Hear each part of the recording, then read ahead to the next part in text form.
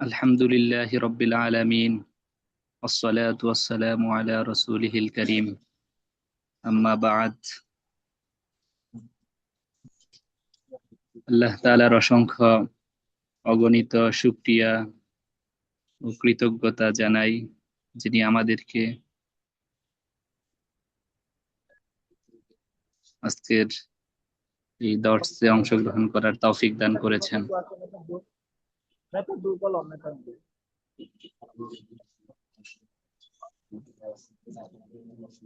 আমাদের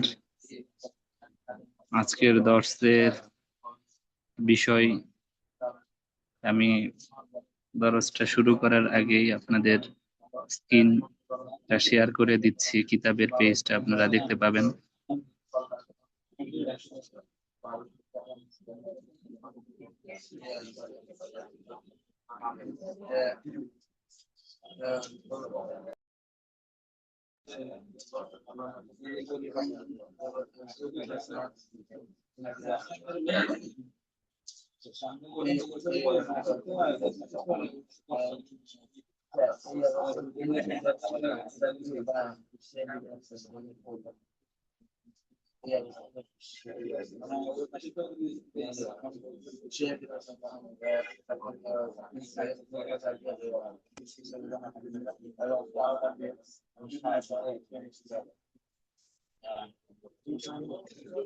আলহামদুলিল্লাহ, আশা করি আপনাদের সামনে আপনাদের মোবাইলে বা ল্যাপটপে স্ক্রিনটা শো করতেছে, একটু নিশ্চিত করবেন।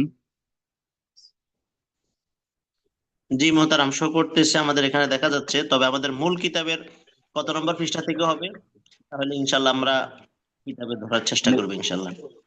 মূল কিতাবের একেবারে শুরুর পৃষ্ঠাটাই হবে। শুরুর পৃষ্ঠায় যে পড়াটা আছে আসলুত তাওহীদ, এখান থেকেই হবে। এবং মূল কিতাবের এবারতটাও আমি আমার এই শীটের মধ্যে যুক্ত করেছি। আপনারা স্ক্রিনে চোখ রাখলেই ইনশাআল্লাহ কিতাবের এবারত পেয়ে যাবেন আশা করি। ইনশাল্লাহ। জি আলহামদুলিল্লাহ, আমাদের আজকের দর্সের বিষয়বস্তু আমরা আগে বর্ণনা করে নেই। আমাদের কিতাবটি হলো আল ফিকহুল আকবার। আমরা গত ক্লাসে আল ফিকহুল আকবার সম্পর্কে এবং ইলমুল আকাইদ সম্পর্কে, এর গুরুত্ব, এর পরিচিতি সম্পর্কে আলোচনা করেছিলাম। আমরা আজকে সরাসরি কিতাবেই চলে যাব এবং কিতাবে আলোচনা করব কিতাবের যে বিষয়বস্তু এবং কিতাবে ইমাম আজম রাহিমাহুমুল্লাহ তিনি কিতাবটাকে যেভাবে সাজিয়েছেন, একেবারে তার এবারত পড়ে আমরা কিতাব শুরু করব ইনশাআল্লাহ। তবে তার আগেই আমরা আজকে দ্বিতীয় দর্শটাকে যেভাবে সাজিয়েছি, প্রথমে আমরা মুকাদ্দিমার অংশে ইলমুল আকাইদ সংক্রান্ত লিখিত আকাবির আইম্মায়ে সালিহিনদের মধ্যে আরো যারা ইমাম আবু হানিফা ছাড়াও এবং ইমাম আবু হানিফা সহ আরো যারা কিতাবাদি লিখেছেন, এই বিষয়টাতে যারা কলম ধরেছেন, তাদের সম্পর্কেও, তাদের কিতাব সম্পর্কেও আমরা বেশ কয়েকটা কিতাবের নাম নিয়ে আলোচনা করব। কারণ আমরা জানি যে আমি যেই বিষয়টা পড়তে যাচ্ছি, আমরা যেহেতু তাখাসসুসের তালিবুল ইলম, আমরা ওলামায়ে কেরাম যারা এখানে যুক্ত আছি তারা যেহেতু তাখাসসুস ফিল ফিকহি ওয়াল ইফতা এর তলিবুল ইলম, এই কারণে আমাদের জন্য একটা গুরুত্বপূর্ণ বিষয় হলো আমি যেই বিষয়টা পড়বো বা যেই কিতাবটা আমি পড়তে যাব সেই বিষয়ের আরো পাশাপাশি আরো কয়েকটা কিতাবের নাম যেন আমার জানা থাকে, যে কেউ আমাকে জিজ্ঞাসা করলে যেন আমি সেই বিষয়টা সম্পর্কে আরো 2-3টা কিতাবের নাম বলতে পারি। এই জন্য এটা যে কোনো বিষয়ের ক্ষেত্রে আমি যদি যখন উসুলুল ফিক পড়ব, তখন আমার জন্য কর্তব্য হলো উসুলুল ফিক সংক্রান্ত কিছু কিতাবের নাম এবং মুসান্নিফের নাম ইত্যাদি জানা। আমি যখন আহ আমি যখন হাদিস পড়বো, উসুলুল হাদিস পড়বো, তখন উসুলুল হাদিস সংক্রান্ত যে কিতাবগুলো আছে এর মধ্যে থেকে বেশ কয়েকটা এবং প্রসিদ্ধ কিতাবের নাম জানা এবং মুসান্নিফের নাম জানা, এগুলা একটা শাস্ত্রীয় বিষয়। যেহেতু আমরা শাস্ত্রীয় দিক থেকে তাখাসসুসের তলিবুল ইলম হিসেবে এটা আমাদের জন্য অত্যন্ত জরুরি একটা বিষয়। তাই আমি মনে করি যে যেহেতু আমাদের বিষয়টা হলো ইলমুল আকাইদ সংক্রান্ত, এই কারণে ইলমুল আকাইদ সংক্রান্ত বেশ কয়েকটি কিতাবের নাম, প্রসিদ্ধ কিছু কিতাবের নাম, এগুলা আমাদের মোতালায় নিয়ে আসা দরকার। তাই আমরা প্রথমেই দেখতে পাচ্ছি যে আল ফিকুল প্রথম দর্শে আসমা ও বাদিল কুতুব হাওলা ফান্নিল আকাইদ ওয়া তাআরিফুহু, যে আপনার ইলমুল আকাইদ সংক্রান্ত বিষয়ে লেখালেখি প্রত্যেক যুগেই উলামায়ে কেরাম করেছেন, ইমাম আবু হানিফা থেকে শুরু করে বর্তমান সময় পর্যন্তও আহলুস সুন্নাহ ওয়াল জামায়াতের উলামায়ে কেরাম তারা ইলমুল আকাইদ সংক্রান্ত বিষয়ে কিতাবাদি লিখে যাচ্ছেন, যার যার মাসগালায় তারা ব্যস্ত আছেন। আমাদের সামনে আমরা দেখতে পাচ্ছি এখানে একটা চার্ট দেওয়া আছে, ইমাতুল কুতুব। ইমাতুল কুতুব মানে কিতাবের লিস্ট, কিতাবের তালিকা। কোন বিষয় সংক্রান্ত এই কিতাব? এই কিতাবগুলো হলো ইলমুল আকাইদ সংক্রান্ত। আমার আওয়াজ কি স্পষ্ট শোনা যাচ্ছে? আপনারা একটু কাইন্ডলি কিউর করলে ভালো হয়, নাকি কোনো জি অস্পষ্টতা ওস্তাদ, আছে? জি জি ওস্তাদ, ওস্তাদ, ঠিক আছে। আওয়াজ স্পষ্ট হ্যাঁ, শোনা যাচ্ছে আলহামদুলিল্লাহ। আলহামদুলিল্লাহ, আলহামদুলিল্লাহ। আমাদের স্ক্রিনে আমরা দেখতে পাচ্ছি এখানে বেশ কয়েকটি কিতাবের নাম আমরা নিয়ে এসেছি। এর মধ্যে প্রথম যেই নাম সেটা হলো আল ফিকহুল আবসাত। আল ফিকহুল আবসাত এটাও ইমাম আবু হানিফা রাহিমাহুমুল্লাহর লিখিত একটা কিতাব। তিনি এই কিতাবটা লিখেছেন, ইমাম আবু হানিফা 150 হিজরিতে ইন্তেকাল করেছেন। তার এই কিতাবটাও এটা মাতবু হয়ে গেছে। এটা 167 পৃষ্ঠা, 167 পৃষ্ঠায় এক খণ্ডে কিতাবটা বর্তমানে প্রকাশিত হয়ে গেছে মাকতাবাতুল ফুরকান থেকে। আপনার বাইরুতের প্রসিদ্ধ মাকতাবাতুল ফুরকান থেকে এটি প্রকাশ হয়ে গেছে, আল ফিকহুল আবসাত। আমরা নেটেও এই কিতাবটা পাবো, যদি আমরা মোতালা করতে চাই তাহলে ইলমুল আকাইদ সংক্রান্ত ইমাম আবু হানিফার প্রথম লেখা আল ফিকহুল আবসাত এটাও পড়তে পারি। এরপরে দ্বিতীয় আরেকটা কিতাবের নাম আমরা দেখতেছি আল ফিকহুল আকবার, এটা আমাদের পাঠ্য সিলেবাসেরই অন্তর্ভুক্ত। এই কিতাবটাই আমরা পড়তেছি, এটাই আমাদের পড়ার অংশ। এরপরে 3 নাম্বার আরেকটা কিতাব কিতাবুল আসনাম। কিতাবুল আসনাম, আচ্ছা, কি আল ফিকহুল আকবার, এই বিষয়টাতে আরেকটু বলতে চাই যে আল ফিকহুল আকবার এটা মূলত ইমাম আবু হানিফার আহ, আল ফিকহুল আবসাত এরই সরা বলতে বলা যায়। আল ফিকহুল আবসাতের মধ্যে ইমাম আবু হানিফা যে বিষয়গুলো উল্লেখ করেছেন সেগুলাকেই আরেকটু বিস্তারিত এবং সহজ সরল ও প্রাঞ্জল ভাষায় আল ফিকহুল আকবরের মধ্যে ইমাম আবু হানিফা রাহিমাহুমুল্লাহ তিনি উল্লেখ করেছেন। 3 নাম্বার কিতাব কিতাবুল আসনাম। কিতাবুল আসনাম এটা ইবনুল কালবির লেখা। ইবনুল কালবি, ইবনুল কালবি তার পূর্ণ নাম হলো আবুল মুনজির হিসাম ইবনে মোহাম্মদ আবুল নজর ইবনু সাইব ইবনে বিশির আল কালবি। ইবনে বিশির আল কালবি নামেই তিনি প্রসিদ্ধ ছিলেন। কিতাবুল আসনামের মুসান্নিফ ইবনে বিশর আল কালবি নামেই তিনি প্রসিদ্ধ ছিলেন। তিনি ইন্তেকাল করেছেন 204 হিজরিতে। ইবনে বিশর আল কালবি তার ইন্তেকাল হলো 204 হিজরিতে। তিনিও কিতাবুল আসনাম, আকীদা সংক্রান্ত বিষয়ে একটি কিতাব লিখেছেন, কিতাবুল আসনাম। এটা প্রায় 2000 পৃষ্ঠার মতো। এই কিতাবটাও মিশরের দারুল কুতুব আল ইলমিয়া মাকতাবা থেকে প্রকাশিত। কিতাবুল আসনাম এটাও মিশরের দারুল কুতুব আল ইলমিয়া থেকে প্রকাশিত। 4 নাম্বার, আমাদের সামনে আরেকটা বিষয় ইলমুল আকাইদ সংক্রান্ত আরেকটা কিতাবের নাম আমরা দেখতে পাচ্ছি আল ঈমান, কিতাবুল ঈমান। এটার মুস্তান্নিফ হলেন আবু ওবাইদ কাসেম ইবনে সাল্লাম। আবু ওবাইদ কাসেম ইবনে সাল্লাম 157 হিজরিতে জন্মগ্রহণ করে 224 হিজরিতে তিনি ইন্তেকাল করেছেন। আবু ওবাইদ কাসেম ইবনে সাল্লামের লেখা কিতাবুল ঈমান। কিতাবুল ঈমান, এখানে তিনি ঈমানের নিদর্শন, ঈমানের পরিচিতি, ঈমানের স্তর এবং ঈমানের আলামত কি কি হতে পারে এই সংক্রান্ত বিষয় নিয়ে তিনি কিতাব লিখেছেন। এই কিতাবটাও বর্তমানে মাতবু হয়ে গেছে, প্রকাশিত হয়ে গেছে মাকতাবাতুল মাআরিফ। মাকতাবাতুল মাআরিফ রিয়াদ, সৌদি আরবের রাজধানী রিয়াদ, রিয়াদের প্রসিদ্ধ একটা মাকতাবা, মাকতাবাতুল মাআরিফ থেকে এটা প্রকাশিত। এটাও প্রায় 2000-এর মতো পৃষ্ঠা প্রকাশ করা হয়েছে এই কিতাবটাকে। আমরা যারা ইলমুল আকাইদ সংক্রান্ত বা আকীদা বিষয়ে আরো পড়াশোনা করতে চাই, তারা এই বিস্তৃত কিতাবগুলো অধ্যয়ন করতে পারি।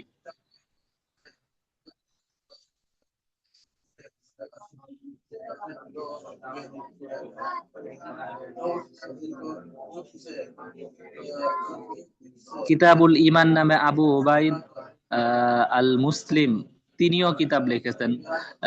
কিতাবুল ঈমান নামে ইলমুল আকাইদ সংক্রান্ত বিষয়ে ইবনে আবি সাইবা তিনিও কিতাবুল ঈমান বিষয়ে আকীদার একটি কিতাব লিখেছেন। ইবনে আবি সাইবা হলেন আবু বকর ইবনে আবি সাইবা। আমাদের কাছে প্রসিদ্ধ তিনি আবু বকর ইবনে আবি সাইবা।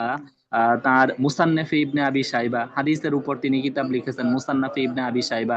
আবু বকর আব্দুল্লাহ ইবনে মোহাম্মদ ইবনে আবি সাইবা, তার পুরা নাম হলো আবু বকর আব্দুল্লাহ ইবনে মোহাম্মদ ইবনে আবি সাইবা। 235 হিজরিতে ইন্তেকাল, তিনি জন্মগ্রহণ করেছেন 195 হিজরিতে। তার এই কিতাবের উপর শায়েখ আলবানী তিনিও এটার নাসিরউদ্দিন আল আলবানী তিনি এটার তালিক করেছেন, এটার উপর তাহকিক করেছেন।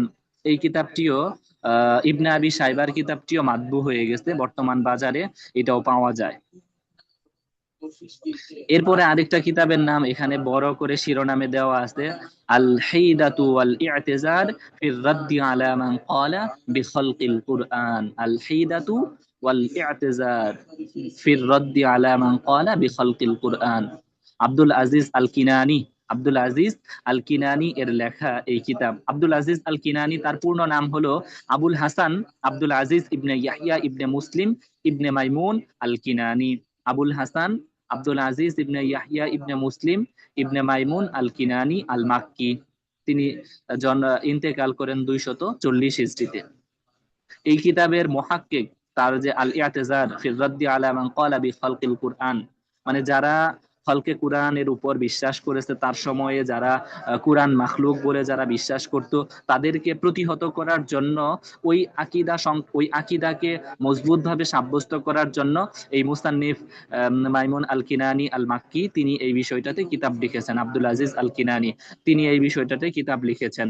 তার এই কিতাবের উপর কাজ করেছেন, তাহকিক করেছেন আলী ইবনে মোহাম্মদ ইবনে নাসির আল ফিকহি। এই কিতাবটাও মাতবু হয়ে গেছে। এটাও মদিনা মুনাওয়ারা এর প্রসিদ্ধ মাকতাবাতুল উলুমি ওয়াল হিকাম থেকে এই কিতাবটাও মাতবু হয়েছে। এটার আনুমানিক 2002 পৃষ্ঠার মতো আছে, আবার 1423 পৃষ্ঠা হিজরিতে এটা মাতবু হয়েছে। এরপরে আরেকটা কিতাবের নাম আমরা এখানে সংযুক্ত করেছি, উসুলুস সুন্নাহ লি আহমদ ইবনে হাম্বল। ইমাম আহমদ ইবনে হাম্বলের লেখা আকীদা সংক্রান্ত বিষয়ে অত্যন্ত গুরুত্বপূর্ণ এবং চমৎকার একটা কিতাবের নাম হলো উসুলুস সুন্নাহ। এই কিতাবটিও বর্তমানে মাতবু হয়ে গেছে, এটিও পাওয়া যায়। 63 পৃষ্ঠার কিতাব। সংক্ষেপে ইমাম আহমদ ইবনে হাম্বল তিনি ইলমুল আকাইদ সংক্রান্ত বিষয়ে অত্যন্ত গুরুত্বপূর্ণ আলোচনা তিনি তার উসুলুস সুন্নাহ নামক এই কিতাবের মধ্যে তিনি করেছেন। এছাড়াও আরো যুগে যুগে উলামায়ে কেরাম তারা কিতাব লিখেছেন, যেমন ইমাম আহমদ ইবনে হাম্বলের আকীদা সংক্রান্ত আরেকটা কিতাব হলো আল জামি' লিল উলুমিল ইমাম আহমদ। আল জামি' লি উলুমিল ইমাম আহমদ, ইমাম আহমদ ইবনে হাম্বলের উলুমের জামে, এটাও আকীদা সংক্রান্ত কিতাব, ইমাম আহমদ ইবনে হাম্বলের লেখা। এরকম ভাবে ইমাম আহমদ ইবনে হাম্বলের আরেকটা লেখা কিতাব হলো আর রদ্দু আলাল জাহমিয়া ওয়াজ জানাদাকা। আর রদ্দু আলাল জাহমিয়া, জাহমিয়া ফেতনা ছিল ওই সময় প্রসিদ্ধ ফেতনা, ওই ফেতনাকে রদ করার জন্য ইমাম আহমদ ইবনে হাম্বল তিনি কিতাব লিখেছিলেন আর রদ্দু আলাল জাহমিয়া। ইমাম হারিস আল মুহাসিবি, ইমাম হারিস আল মুহাসিবি এর প্রসিদ্ধ একটি কিতাব হলো মাহিয়াতুল আকলি, মাহিয়াতুল আকলি ওয়া মানাহু ওয়া ইখতিলাফুন নাসি ফিহি। এটাও আকীদা সংক্রান্ত একটা গুরুত্বপূর্ণ কিতাব। ইমাম হারিস আল মুহাসিবি তিনি ইন্তেকাল করেছেন 243 হিজরিতে।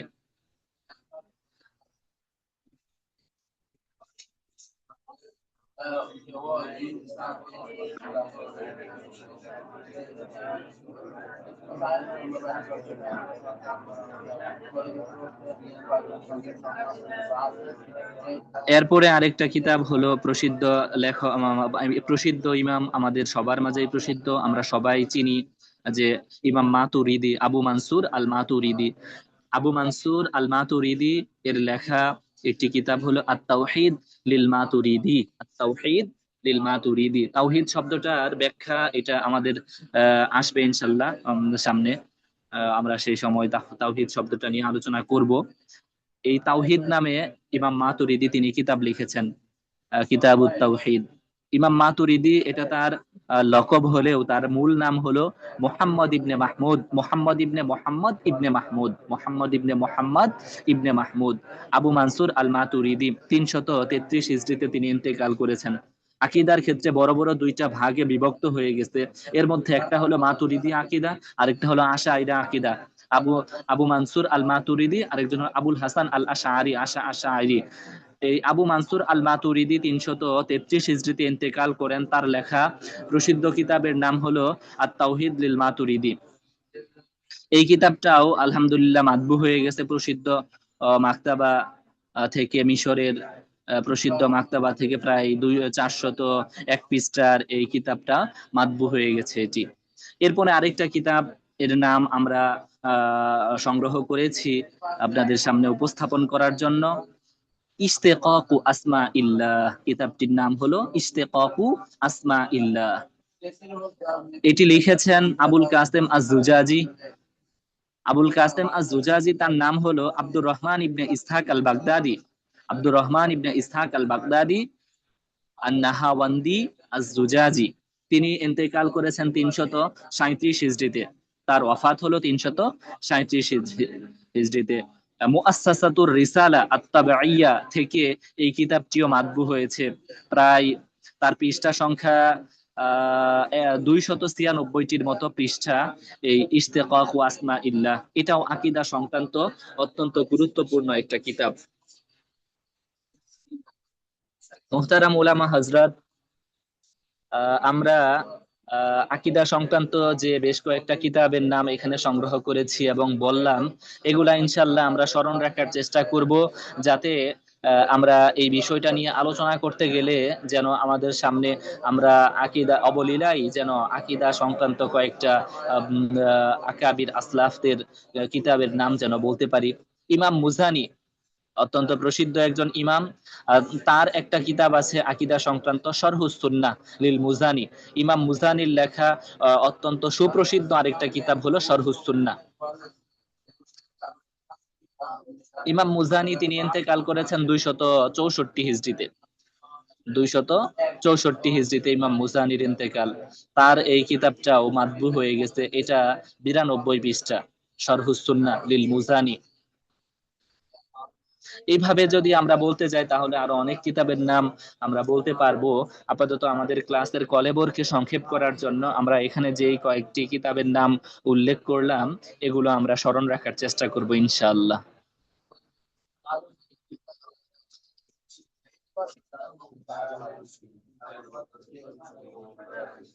মুহতারাম উলামায়ে কেরাম, আলহামদুলিল্লাহ আমরা মুকাদ্দিমার আলোচনা থেকে ফারেক হয়ে এখন আমরা মূল কিতাবের যেই পড়া ইমাম আজম আবু হানিফা রাহিমাহুমুল্লাহ তিনি যেই কিতাব আল ফিকহুল আকবার রচনা করেছেন তার কিতাবের মূল ইবারত আমরা এখন পড়ব। তিনি তার কিতাবটাকে শুরু করেছেন বিসমিল্লাহির রহমানির রহিম দিয়ে।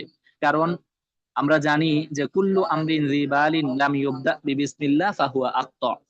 প্রত্যেকটা কাজ, প্রত্যেকটা গুরুত্বপূর্ণ বিষয় হাদিসে এসেছে, যদি তা বিসমিল্লাহ এর মাধ্যমে আল্লাহর নাম নিয়ে আল্লাহর জিকিরে যদি শুরু করা না হয় তাহলে সেটা বরকত শূন্য থাকে। এই হাদিসের উপর আমল করার জন্য ইমাম আবু হানিফা রাহিমাহুমুল্লাহ তিনি তার কিতাবটাকে শুরু করেছেন বিসমিল্লাহির রহমানির রহিম দিয়ে। আমাদের সামনে যে শীটটা দেখতে পাচ্ছি এখান থেকে কোনো একজন ওলামা হযরত যদি একটু এবারত পাঠ করতেন তাহলে ভালো হতো।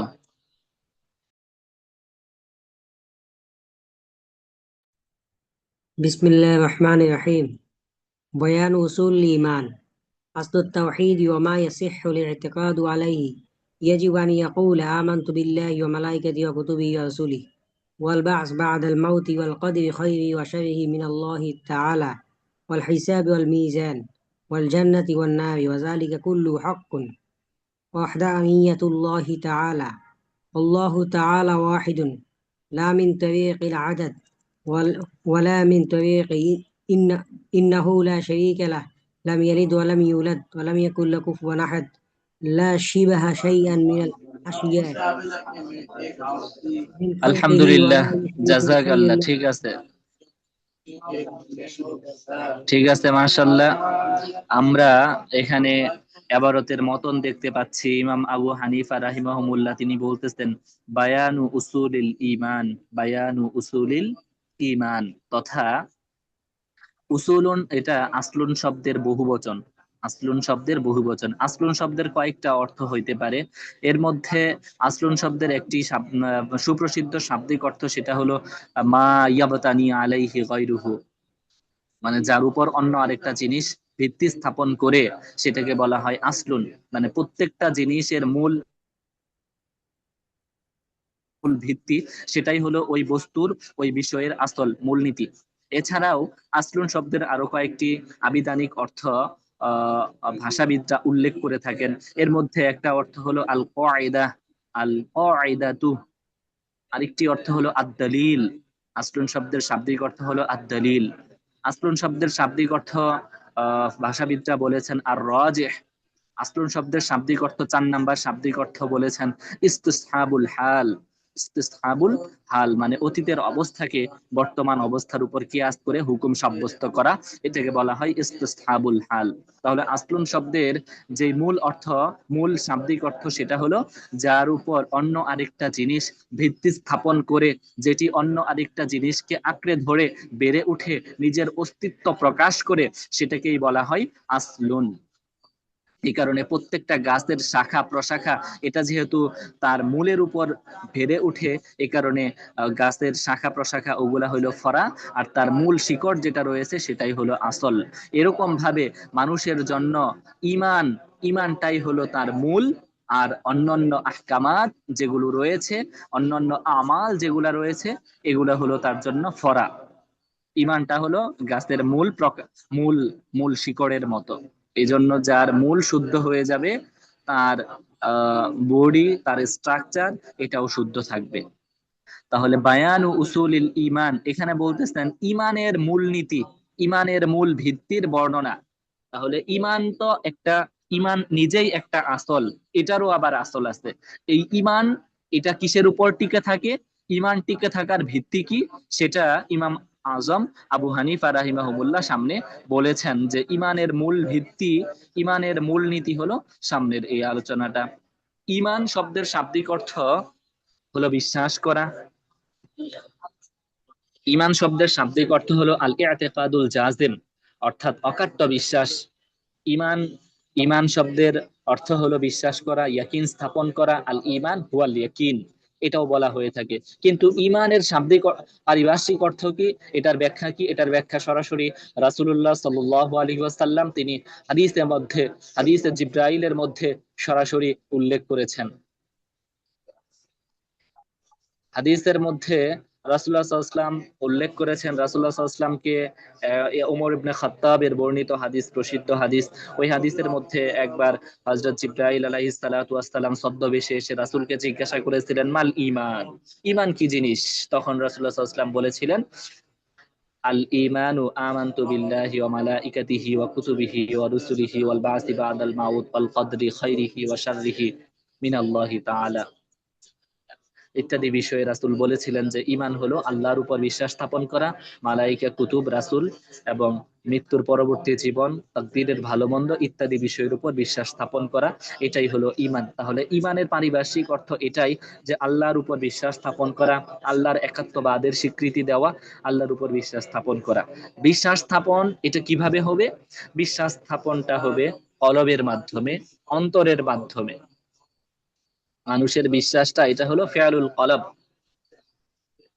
ঈমান সাব্যস্ত হওয়ার জন্য ফিআলুল কলব এবং ফিআলুল জাওয়ারিহ, ঈমান সাব্যস্ত হওয়ার জন্য, ঈমানটা পাকাপুক্ত এবং ঈমানটা প্রমাণিত হওয়ার জন্য ফিআলুল কলবের যেমন গুরুত্ব রয়েছে, এরকম ভাবে ফিআলুল জাওয়ারিহ এটারও গুরুত্ব অপরিসীম। আপনি মনে মনে আল্লাহকে বিশ্বাস করলেন, মনে মনে আল্লাহর উপর আপনার পরিপূর্ণ আস্থা রয়েছে, কিন্তু মুখে আপনি কালিমাতুত তাওহীদ, আল্লাহর অস্তিত্বের কথা স্বীকার করলেন না, জাওয়ারিহ অঙ্গ প্রত্যঙ্গের মাধ্যমে সেটার প্রকাশ ঘটালেন না, তাহলে আপনাকে পরিপূর্ণ মুমিন বলা হবে না। এ কারণে উলামায়ে কেরাম বলে থাকেন, ঈমান এটা তিন জিনিসের যৌথ সমন্বয়। তাসদীক বিল জানান, অন্তরে বিশ্বাস স্থাপন করা, আল ইকরারু বিল লিসান, মুখে মুখে স্বীকার করা, আমল বিল আরকান, তথা আমলে প্রকাশ করা। এই তিনটা বিষয় একসাথে যৌথভাবে পাওয়া গেলে, এই তিনটা বিষয়ের কোনো একটা যদি না পাওয়া যায়, তাহলে ঈমানটা অপরিপূর্ণ হবে। ঈমানটা পরিপূর্ণ হওয়ার জন্য এই তিনটাই লাগবে। মনে মনে বিশ্বাস স্থাপন করতে হবে, মুখেও প্রকাশ করতে হবে। আমরা জানি রাসূলুল্লাহ সাল্লাল্লাহু আলাইহি ওয়াসাল্লামের চাচা হযরত রাসূলুল্লাহ সাল্লাল্লাহু আলাইহি ওয়াসাল্লামের চাচা আবু তালেব, তিনি রাসূল সত্য, হযরত মুহাম্মদ সাল্লাল্লাহু আলাইহি ওয়াসাল্লাম তিনি যা কিছু বলেছেন এগুলা সত্য, ইসলাম ধর্ম সত্য ধর্ম, এটা তিনি মনে মনে বিশ্বাস করেছিলেন, কিন্তু মুখে তিনি প্রকাশ করেন নাই। যেহেতু মুখে তিনি প্রকাশ করেন নাই, এ কারণে ইকরার বিল লিসান হয় নাই, যার কারণে দেখা যায় যে তাকে আহ মুমিন হিসেবে গণ্য করা হয় নাই। মুহতারাম উলামায়ে কেরাম, ক্লিয়ার আমাদের সামনে বিষয়টা? ঈমানের শাব্দিক অর্থ এবং ঈমানের পারিভাষিক অর্থ। ইমাম আবু হানিফা রাহিমাহুমুল্লাহ তিনি এটাই বলেছেন, উসুলুল ঈমান, ঈমানের মূল ভিত্তি এবং এর বর্ণনা কি, ঈমান কি কোন কোন জিনিসের উপর নির্ভর করে, সেই বিষয়টা তিনি আলোচনা করতেছেন। প্রথমেই মুসান্নিফ ইমাম আজম তিনি বলতেছেন, আসলুত তাওহীদ, আসলুত তাওহীদ ওয়া মা ইয়াসিহুল ই'তিকাদু আলাইহি। আসলুত তাওহীদ তথা তাওহীদের ভিত্তি, তাওহীদের মূলনীতি। তাওহীদ মানে হলো, তাওহীদের শাব্দিক অর্থ এবং তাওহীদের পারিভাষিক অর্থ, দুইটা অর্থ আছে তাওহীদের। আমরা যদি তাওহীদের শাব্দিক অর্থ বলি, তাহলে বলা যায় যে তাওহীদ শব্দটা এটা বাবে তাফঈলের মাসদার। আত-তাওহীদু বাবে তাফঈলের মাসদার। এর শাব্দিক অর্থ হলো জাআলুশ শাইই ওয়াহদান, জাআলুশ শাইই ওয়াহদান, কোন একটা বস্তুকে একক করা, কাউকে একক বানানো, তাওহীদের শাব্দিক অর্থ। আর তাওহীদের পারিভাষিক অর্থ হলো, এটার দুইটা অর্থ হইতে পারে, পারিভাষিক দুইটি অর্থ হইতে পারে। একটা হলো তাওহীদ বলতে এখানে একটা ইলমের নাম বুঝানো, যে যেরকম ভাবে ইলমুন নাহু, ইলমুস সরফ, ইলমু উসুলুল ফিক, ইলমু উসুলিল হাদিস, এই জাতীয়। তাওহীদ বলতে এটা একটা এলেমের নাম। এটা কোন এলেমের নাম? এটা হলো ইলমুল আকাইদের নাম। এটাও তাওহীদের একটা ইসতিলাহি মানা। তাওহীদের আরেকটি ইসতিলাহি মানা, আরেকটি পারিভাষিক অর্থ হলো, যে যেটা আমাদের উদ্দেশ্য, সেটা হলো ওয়াহদানিয়াতুল্লাহি তাআলা ওয়া ইফরাদুহু, ওয়াহদানিয়াতুহু তাআলা ওয়া ইফরাদুহু, অর্থাৎ আল্লাহ তাআলার একত্ববাদে, আল্লাহ তাআলার একত্ববাদ, একাকিত্ব। আল্লাহ তাআলা তিনি একক, তিনি রুবুবিয়াতের ক্ষেত্রে একক, তিনি উলুহিয়াতের ক্ষেত্রে একক, তিনি তার সমস্ত আসমা এবং সিফাতের ক্ষেত্রে একক, তার সাথে কেউ কোনো শরীক নাই। এটা হলো তাওহীদের ইসতিলাহি আরেকটি অর্থ। ওলামায়ে কেরাম আমাদের সামনে স্পষ্ট হয়েছে আশা করি তাওহীদের শাব্দিক এবং পারিভাষিক অর্থ।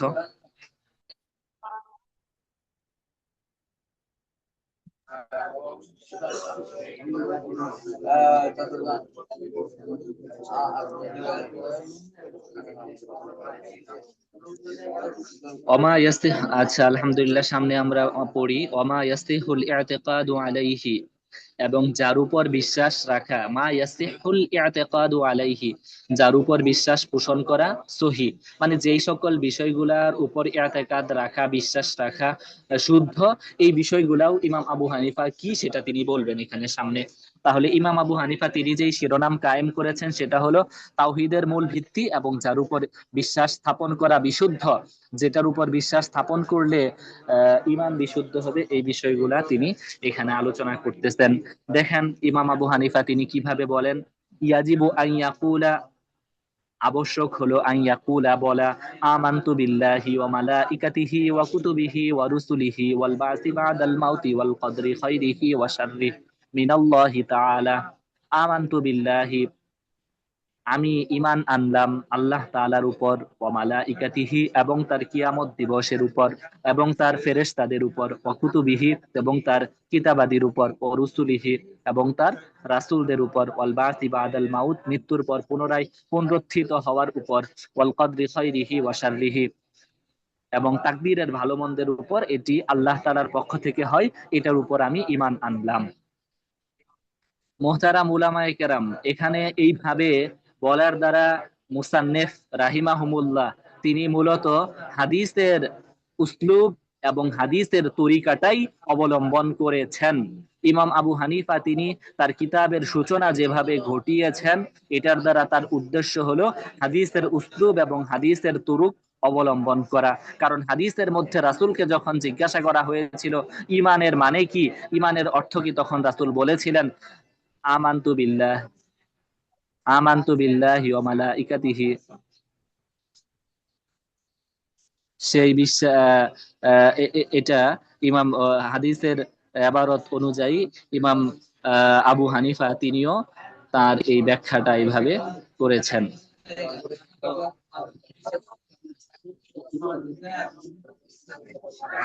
হাদিসের মধ্যে এসেছে আনতুমিনা বিল্লাহি ওয়া মালাইকাতিহি ওয়া কুতুবিহি ওয়া রুসুলিহি ওয়াল ইয়াউমিল আখিরি ওয়াল কদরি খাইরিহি ওয়া শাররিহি মিনাল্লাহি তাআলা ওয়াল বা'থি বাদাল মাউত। তাহলে ইমাম আবু হানিফা রাহিমাহুল্লাহ হাদিসের মধ্যে যেভাবে এসেছে সেভাবেই তিনি তার কিতাবটা অবলম্বন করেছেন। এটাকে বালাগাতের পরিভাষায়, মান্তিকের পরিভাষায় বলা হয়ে থাকে সনাআতে বরাআতে ইস্তিহলাল। তিনি এই পন্থা অবলম্বন করেছেন। এখানে প্রথমেই দেখেন যে প্রথমেই আমাদের ইমানের মূল ভিত্তি সেটা হলো আল্লাহ তাআলার উপর বিশ্বাস করা। আল্লাহ তাআলার উপর বিশ্বাস করার মানে হলো আল্লাহ তাআলার একত্ববাদের উপর বিশ্বাস করা, আল্লাহ তাআলার একত্ববাদের উপর বিশ্বাস করা, তার মালাইকাদের উপর বিশ্বাস করা, এবং তার মালাইকা, এরপরে হলো তার মালাইকা মানে আল্লাহ তাআলার ফেরেশতা। মালাইকাতুন, এটা মালাকুনের বহুবচন।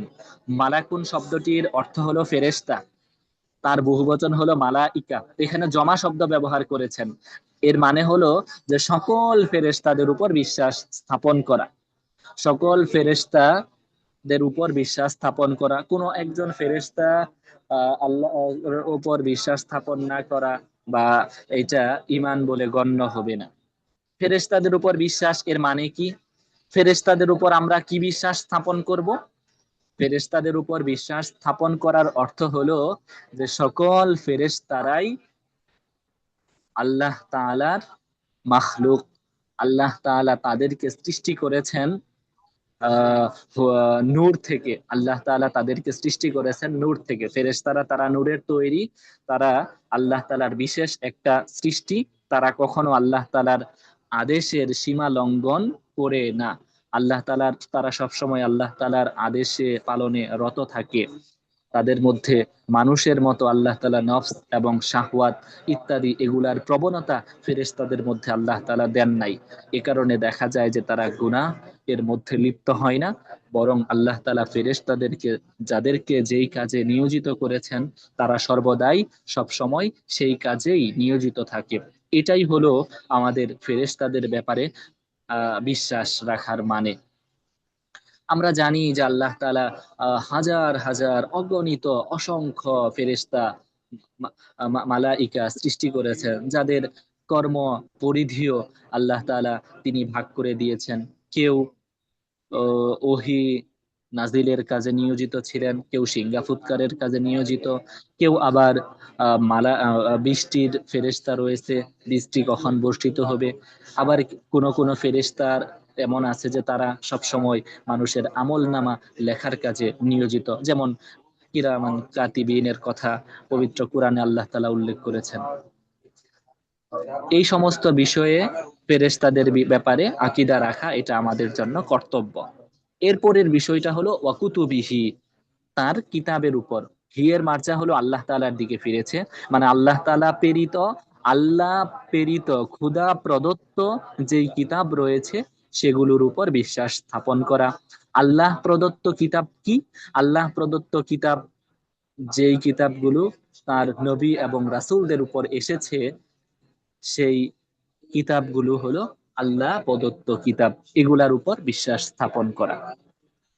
আল্লাহ প্রদত্ত কিতাব এটা দুই ধরনের, কিছু আছে বড় কিতাব, আবার কিছু আছে ছোট কিতাব, যেগুলাকে আমরা বলি সহিফা। বড় বড় কিতাব, বড় আসমানি কিতাব হলো 4টি, আর ছোট সহিফা, বড় সহিফা সব মিলে 104টি বলা হয়ে থাকে। ও মুহাদ্দিসিনে কেরাম, মুফাসসিরিনে কেরাম তারা উল্লেখ করেছেন যে আল্লাহ তাআলার কিতাব হলো 104টি সহিফা। এর মধ্যে বড় কিতাবগুলো হলো কুরআন, যেটা আমাদের নবী হযরত মুহাম্মদ সাল্লাল্লাহু আলাইহি ওয়াসাল্লামের উপর সর্বশেষ অবতীর্ণ করা হয়েছে। এরপরে আহ তাওরাত, যেটা নাজিল হয়েছে হযরত মুসা আলাইহিস সালাতু ওয়াস সালামের উপর, জাবুর দাউদ আলাইহিস সালাতু ওয়াস সালামের উপর, ইনজিল হযরত ঈসা আলাইহিস সালাতু ওয়াস সালামের উপর নাজিলকৃত।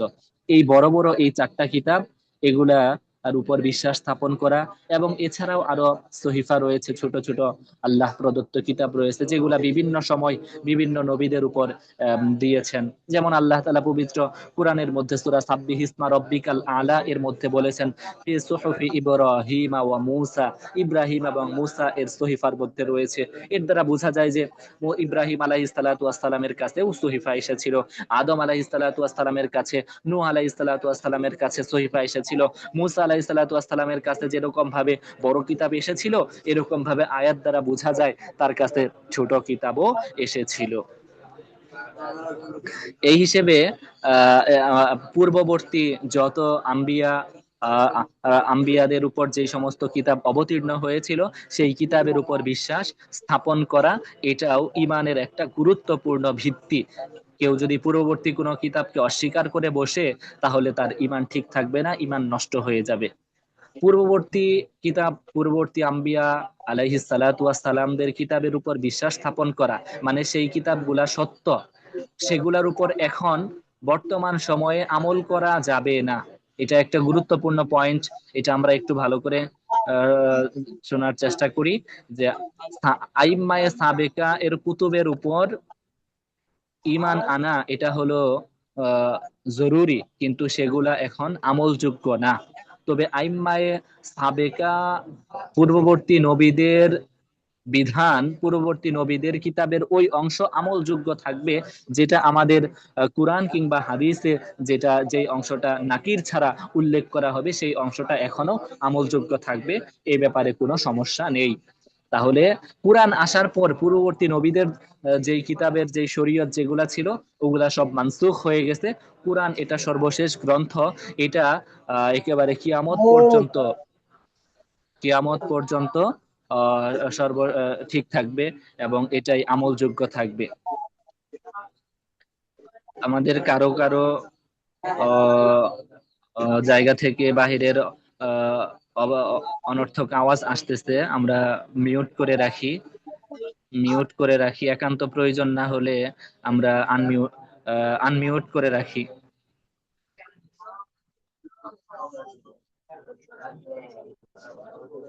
যাদের ওখান থেকে আওয়াজ আসে, আওয়াজের কারণে দর্শ বুঝতে সমস্যা হয় অনেকের, এই কারণে আমরা আনমিউট করে রাখি। একান্ত প্রয়োজন হলে কথা বলার সময় আমরা স্মরণ মিউট করবো শুধু। মোহতারাম উলামায়ে কেরাম, আমরা আলোচনা করতেছিলাম অকুতুবিহি অরুসুল, অকুতুবিহি তার রাসূলদের উপর, এরপরে হলো অরুসুলিহি তার রাসূলদের উপর বিশ্বাস স্থাপন করা। মানে আল্লাহ তাআলা যে সকল রাসূলদের, নবী রাসূলদের পাঠিয়েছেন, এখানে ইমাম আবু হানিফা তিনি রসুল শব্দ নিয়ে এসেছেন, আম্বিয়া শব্দটা উল্লেখ করেন নাই। আম্বিয়া এবং রসুল এর মধ্যে কেউ কেউ বলেছেন পার্থক্য আছে, আবার কেউ কেউ বলেছেন কোনো পার্থক্য নাই। নবী রাসুল সবার, নবী এবং রাসুল, নবী শব্দটা রাসুলের ক্ষেত্রেও ব্যবহৃত হয়, আবার রাসুল শব্দটাও নবীর ক্ষেত্রেও ব্যবহৃত হয়। এটাও কোন কোন ওলামায়ে কেরাম বলেছেন, এই হিসেবে কেউ পার্থক্য করেন না। ওয়াল-বা'সি বা'দাল মাউতি ওয়াল কদরি খাইরিহি ওয়া শাররিহি মিনাল্লাহি তাআলা। এরপরে ইমানের মূল ভিত্তি আরেকটি হলো ওয়াল-বা'সি বা'দাল মাউত, মৃত্যুর পর পুনরুত্থানের উপর বিশ্বাস স্থাপন করা, মানে মৃত্যুর পর আবার আমাদের পুনর্জন্ম হবে, এটার বিশ্বাস স্থাপন করা। কুল্লামা নাদিজাত জুলুদুহুম বাদদালনাহু জুলুদান গায়রা, যা কোরআনের মধ্যে আল্লাহ তাআলা বারবার বলেছেন, হাদিসের মধ্যেও এসেছে যে যখন মানুষ মৃত্যুবরণ করবে, তাদের চামড়া পুড়ে যাবে, পুনরায় আবার নতুন করে তাদেরকে সৃষ্টি করা হবে, নতুন করে আবার নতুন জীবন দেওয়া হবে। ওয়াল কদরি খাইরিহি ওয়া শাররিহি মিনাল্লাহি তাআলা। তাকদীরের ভালো মন্দ এটা আল্লাহ তাআলার পক্ষ থেকেই হয়ে থাকে। তাকদীরের কাজা ফায়সালা, এটার উপর বিশ্বাস স্থাপন করা। ওয়াল হিসাব ওয়াল মিজান ওয়াল জান্নাতা ওয়ান নার ওয়া যালিকা কুল্লুহু হাক্কুন। আরেকটা গুরুত্বপূর্ণ ভিত্তি হলো ওয়াল হিসাব, হিসাব, হিসাবকে অস্বীকার করা। হিসাব বলতে এখানে উদ্দেশ্য হলো কিয়ামতের দিন আল্লাহ তাআলা মানুষের যে হিসাব নিবেন, সেই হিসাবের কথা বলা হয়েছে। রাসূলুল্লাহ সাল্লাল্লাহু আলাইহি ওয়াসাল্লাম তিনি দোয়া শিখিয়ে গিয়েছিলেন হযরত আয়েশা রাদিয়াল্লাহু তাআলা আনহুকে, আল্লাহুম্মা হাসিবনি হিসাবান ইয়াসীরা, যে হে আল্লাহ আমাদের যেন হিসাব আপনি সহজভাবে নেন। সহজ হিসাবের অর্থ হলো আল আরজ, মানে উপস্থাপন করা। মানে কিয়ামতের দিন আল্লাহ তাআলা যখন মানুষকে হিসাব নিবেন, মানুষের আমলের হিসাব নিবেন, মানুষের জিন্দেগির হিসাব নিবেন, তার অর্থ সম্পদের হিসাব নিবেন, তার ইলমের হিসাব নিবেন, সে কিভাবে ইলম অর্জন করেছে, কোথায় ইলম অনুযায়ী আমল করেছে কিনা, অর্থ সম্পদ কিভাবে হাসিল করেছে, এগুলা কোন কোন জায়গায় খরচ করেছে, বৈধভাবে নাকি অবৈধ পথে, এই সমস্ত বিষয়ে হিসাব নিবেন। এটাও ইমাম আবু হানিফার সময় কিছু ফেতনা ছিল, জাহমিয়াদের ফেতনা, তারা এটাকে অস্বীকার করে বসেছিল যে হিসাব আল্লাহ তাআলা কোনো হিসাব নিবেন না। আল্লাহ তাআলা, তারা বলতো জাহমিয়ারা, আরো বেশ কিছু গুমরাহ বাতিল ফেরকা, তারা বলতো যে আল্লাহ তাআলা তিনি কি বাক্কাল, তিনি কি ফাক্কাহ, তিনি কি ফল বিক্রেতা, বা তিনি কি সবজি বিক্রেতা, যে তিনি এগুলা হিসাব নিবেন, ওজন করবেন। এই এই জাতীয় কথা যারা বলতো, তাদেরকে রদ করার জন্য ইমাম আবু হানিফা তিনি একেবারেই আসলুল ইমানের মধ্যে অন্তর্ভুক্ত করে দিয়েছেন যে বিশ্বাস স্থাপন, হিসাবের ব্যাপারে, হিসাবের দিবস, কিয়ামত দিবসের বিশ্বাস স্থাপন করা। অল মিজান, মিজানের বিশ্বাস স্থাপন করা। কোরআনে এসেছে ওয়ানাদাউল মাওয়াজিন আল কিসত লিয়াউমিল কিয়ামাহ, যে কিয়ামতের দিন মানুষের হিসাবটাকে ঠিক রাখার জন্য, যাতে মানুষের উপর যেন কোনো সমস্যা, মানুষের উপর যেন কোনো সমস্যা না হয়, মানুষের উপর যেন, কারো উপর যেন বিন্দু মাত্র জুলুম না হয়। আল্লাহ তাআলা তিনি তো হলেন আদেল, ইনসাফগার, কারো উপর যেন কোনো বিন্দু মাত্র জুলুম না হয়, এই কারণে তিনি বলেছেন ওয়ানাদাউ মাওয়াদিনাল কিসত ইয়াউমিল কিয়ামাহ, কিয়ামতের দিন আমি মিজানের পাল্লা দাঁড় করাবো, ন্যায় বিচারের পাল্লা, ইনসাফের পাল্লা। মিজান শব্দটা অর্থ হলো, মানে যার দুই দিকে দুইটা পাল্লা থাকে আর কি, পাল্লার মতো। এটা আল ওয়াজনু মাজদার থেকে, যেটার মাধ্যমে ওজন করা হবে, পরিমাপ করা হবে। কিসের পরিমাপ করা হবে? মানুষের আমলের পরিমাপ করা হবে। ওয়াল জান্নাতা ওয়ান নার, এবং জান্নাত এবং জাহান্নাম এর ব্যাপারে বিশ্বাস স্থাপন করা। ওয়া কুল্লুহু ওয়া যালিকা কুল্লুহু হাক্কুন, যে এই সবগুলোই সত্য, এগুলার উপর বিশ্বাস স্থাপন করা, এটা হলো ইতিকাদে সহিহ, এটাই হলো সঠিক আকীদা। মুহতারাম উলামায়ে কেরাম, আমাদের সামনে এতটুকু পর্যন্ত ক্লিয়ার হয়েছে, আশা করি একটু শিওর করবেন যে এতটুকু পর্যন্ত কারো কোনো প্রশ্ন কিংবা কারো কোনো জানার কোনো বিষয় থাকলে বলতে পারেন।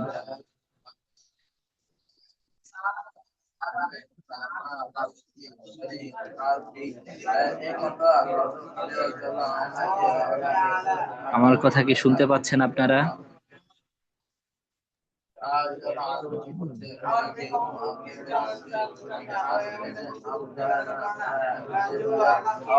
হ্যাঁ, আশা করি কারো কোনো প্রশ্ন নাই।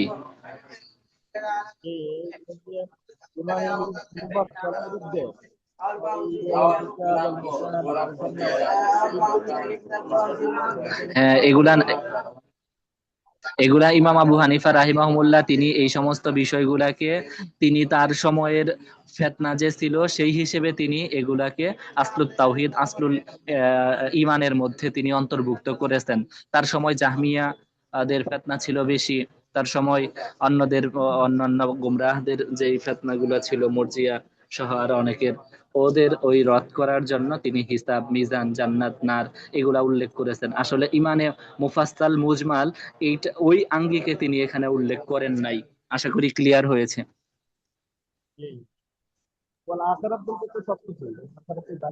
জি মোহতারাম, ক্লিয়ার হয়েছে। আর আজানের সময় হয়ে গেছে।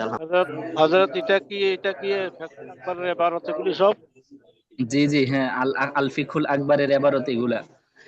এরপরে দেখেন, আমাদের কাছে এটা হ্যাঁ, তো এরকমই পাইতেছি না। আছে আমাদের মোহতারাম গিয়াসউদ্দিন সাহেব, আমি পাইতে প্রথমে কষ্ট হয়েছে, এখন পাওয়া গেছে। অর্থাৎ মূল কিতাবের 22 নম্বর পৃষ্ঠা থেকে একদম উপরে উপরে শব্দ শব্দ লেখা উসুলুত তাওহীদ এটা আছে শুধু। আসলুত তাওহীদ এটা একটা পৃষ্ঠায় আছে, শুধু পরের পৃষ্ঠাতে আছে ওমা ইয়াফসিহু বিইতিকাদ, এভাবে আর কি, একদম উপরে দেখবেন। হ্যাঁ, আশা করি আমরা সময় প্রায় শেষের দিকে, এ কারণে আমরা আর অল্প একটু পড়বো ইনশাল্লাহ। সামনে দেখেন ইমাম আবু হানিফা রাহিমাহুল্লাহ তিনি নিজেই তাওহীদের ব্যাখ্যা বলতেছেন। আসলুত তাওহীদ, তাওহীদের মূলনীতি কি বলতেছে, ওয়াহদানিয়াতুল্লাহি তাআলা, মানে আল্লাহ তাআলার একত্ববাদ। আল্লাহ তাআলার একত্ববাদ এটাই হলো মূলত তাওহীদ।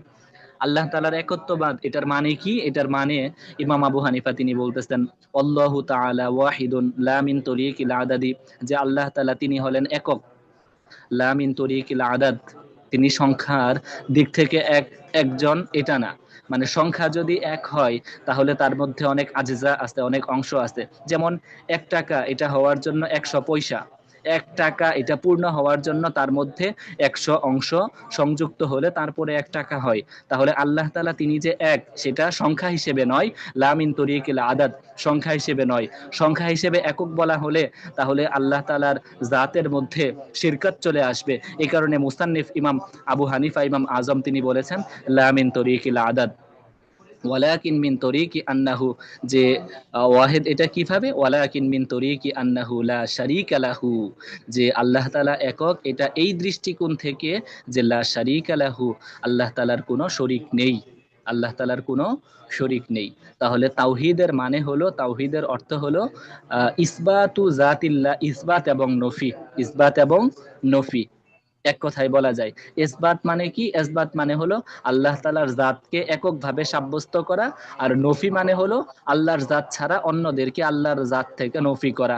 যেমন কালিমায়ে তাওহীদের মধ্যে দুইটা রুকন, কালিমায়ে তাওহীদের দুইটা রুকন, একটা হলো ইসবাত আর একটা হলো নফি। লা ইলাহা ইল্লাল্লাহ মুহাম্মাদুর, লা ইলাহা ইল্লাল্লাহ, লা ইলাহা এটা হলো নফি, ইল্লাল্লাহ এটা হলো ইসবাত।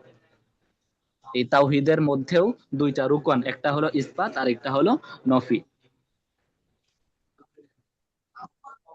আল্লাহ তাআলার কোনো শরীক নেই। লাম ইয়ালিদ ওয়ালাম ইউলাদ, তিনি জন্মগ্রহণ করেননি, ওয়ালাম ইউলাদ তিনি জন্ম দেন না, ওয়ালাম ইউলাদ তাকে জন্ম দেওয়া হয়নি, ওয়ালাম ইয়াকুন লাহু কুফুয়ান আহাদ, এবং তার সমকক্ষও কেউ নেই। লা ইয়াশবাহু শাইআন, লা ইয়াশবাহু শাইআন মিনাল আশিয়াই মিন খালকিহি, যে তার সৃষ্টির মধ্য থেকে কোন জিনিসের সাদৃশ্যশীল তিনি নন। লাইসা কামিসলিহি শাই, আল্লাহ তাআলার সৃষ্টিজীবের মধ্য থেকে যা কিছু আছে এর কোন সৃষ্টির মতো তিনি নন। ওয়ালা ইশবাহুহু শাইউম মিন খালকিহি, তার সৃষ্টির কোনো কিছুও তার মতো নয়।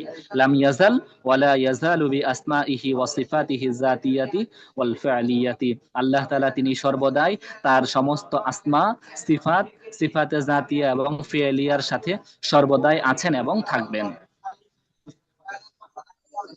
আমরা যে আলোচনাটা তাওহীদের কথা বলেছিলাম পূর্বে, ওইটারই ব্যাখ্যা এখানে আমরা আরবিতে সংযুক্ত করেছি। আপনাদের যাদের পড়ার সুযোগ হয় এবং মানে যারা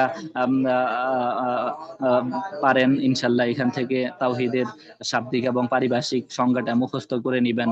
তাওহীদের শাব্দিক অর্থ জাআলুশ শাইই ওয়াহিদান, হাযাত তাওহীদ লা ইয়াকুনু ইল্লা বিনাফিন ওয়া ইসবাতিন, হুমা রুকনা কালিমাতাত তাওহীদ ইল্লা নাফিন ওয়া ইল্লা ইসবাতিন। এরপরে আসেন তাওহীদের প্রকার আছে, আকসামুত তাওহীদ। তাওহীদের তিনটা প্রকার, তাওহীদের বড় বড় তিনটি প্রকার আছে। এক নাম্বার প্রকার হলো তাওহীদুর রুবুবিয়্যাহ, তাওহীদুর রুবুবিয়্যাহ, আত-তাওহীদ ফির রুবুবিয়্যাতি, মানে আল্লাহ তাআলার প্রভুত্বের ক্ষেত্রে তিনি একত্ববাদ, আল্লাহ তাআলার নিজের কাজের ক্ষেত্রে তিনি একক, আল্লাহ তাআলার নিজের কাজের ক্ষেত্রে তার সাথে কেউ কোনো শরীক নাই। যেমন আল্লাহর সৃষ্টির ক্ষেত্রে, আল্লাহ তাআলার তাদবীরের ক্ষেত্রে, তার হাকামের ক্ষেত্রে, তার রাজত্বের ক্ষেত্রে কেউ কারো কোনো শরীক নেই।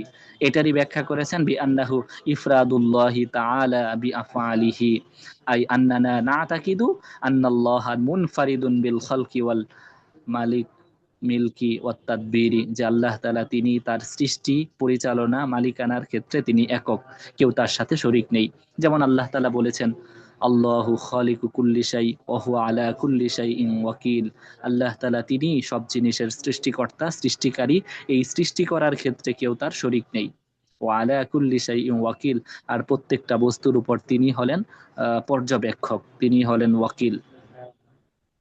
তাওহীদের দ্বিতীয় প্রকার হলো তাওহীদুল উলুহিয়া, মানে ইলাহিয়াতের ক্ষেত্রে একত্ববাদ।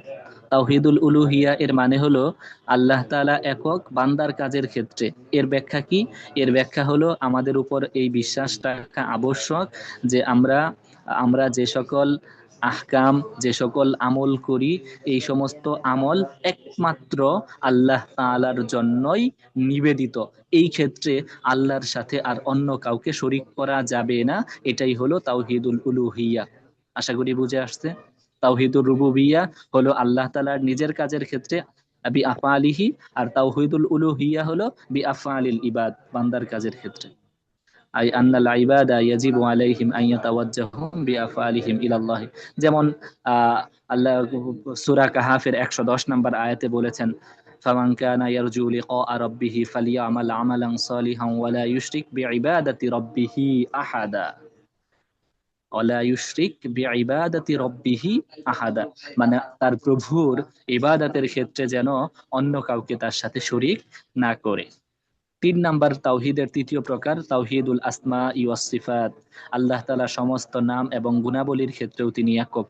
ওয়া ইসবাত, অর্থাৎ আল্লাহ তাআলা তার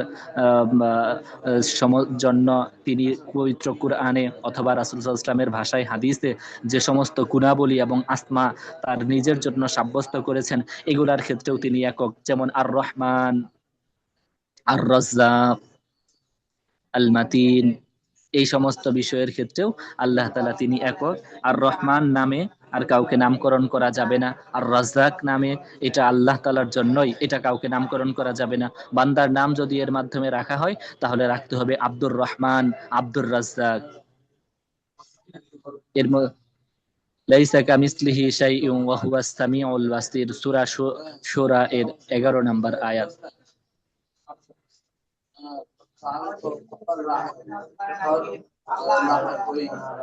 আমরা ইমাম আবু হানিফার এবারতের মধ্যে তাকদীরের কথা পড়ে এসেছিলাম যে আকিদাতুত তাকদীর, তাকদীরের ভালো মন্দের উপর বিশ্বাস রাখা, এই ব্যাপারে কিছু দলিল নিয়ে আসা হয়েছে পবিত্র কোরআনের আয়াত থেকে। এর মধ্যে আমরা কয়েকটা দলিল এনেছি কোরআনের থেকে, হাদিস থেকে। প্রথম আয়াতটা হলো সূরা কমারের 49 নম্বর আয়াত, ইন্না কুল্লা শাইইন খালাকনাহু বিকদার, যে আল্লাহ তাআলা বলতেছেন আমি প্রত্যেকটা জিনিসকে তার পরিমাণ অনুযায়ী তার সৃষ্টি করেছি, মানে প্রত্যেকটা জিনিসের ব্যাপারে আল্লাহ তাআলা নিজেই ফয়সালা করেছেন। খালাকা কুল্লা শাইইন ফাকদ্দারাহু তাকদীরা, যে আল্লাহ তাআলা প্রত্যেকটা জিনিস সৃষ্টি করেছেন এবং সেটার জন্য একটা পরিমাণ নির্ধারণ করেছেন। এর দ্বারা বোঝা যায় যে আল্লাহ তাআলা প্রত্যেকটা বস্তু, প্রত্যেকটা বিষয়ের জন্য পূর্ব থেকেই একটা পরিমাণ নির্ধারণ করে রেখেছেন, যেটার ব্যত্যয় ঘটবে না কখনো।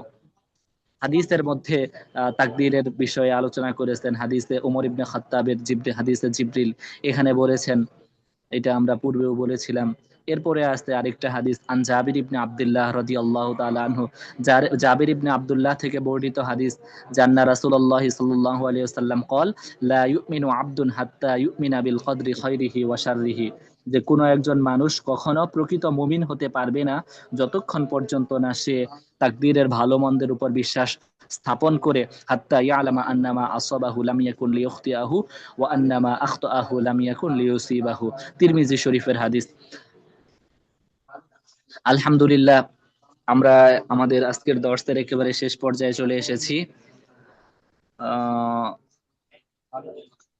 এরপরে আমরা আমরা আজকের যে আলোচনা করলাম, আজকের আলোচনা থেকে আপনাদের প্রশ্নের জন্য পরীক্ষায় আসতে পারে এই জাতীয় কয়েকটা প্রশ্ন আমরা এখানে উল্লেখ করে দিচ্ছি। আশা করি সামনের ক্লাসে আপনারা এই প্রশ্নগুলা হল করে আসবেন ইনশাআল্লাহ। প্রথম প্রশ্ন হলো, এটা আমরা বুঝতেই পারতেছি যে আকীদা সংক্রান্ত কয়েকটা কিতাবের নাম উল্লেখ করতে বলা হয়েছে। দ্বিতীয় প্রশ্ন, তাওহীদ শব্দের শাব্দিক এবং পারিভাষিক অর্থ কি? এরপরে তৃতীয় আরেকটা প্রশ্ন হলো, মা হুয়া আসলুল ঈমান হারির কামা ক্বালাল ইমামুল আযম, ইমাম আযম তিনি যেভাবে বলেছেন সেভাবে ব্যাখ্যা করতে হবে। আসলুল ঈমানের মানে কি? মা হুয়া ঈমান বিল মালাইকা, মালাইকা তথা ফেরেশতাদের উপর ঈমান রাখার মানে কি, অর্থ কি? আসবিত আকীদাতাল কদরি বিল কুরআনি ওয়াস সুন্নাহ, কুরআন এবং সুন্নাহ এর মাধ্যমে আহ তাকদীরের আকীদা সাব্যস্ত করার কথা বলা হয়েছে। এখানে যে প্রশ্নগুলা করা হয়েছে, ইনশাআল্লাহ মুহতারাম উলামায়ে কেরাম আপনারা এই প্রশ্নগুলো আগামী ক্লাসে লিখে নিয়ে আসবেন।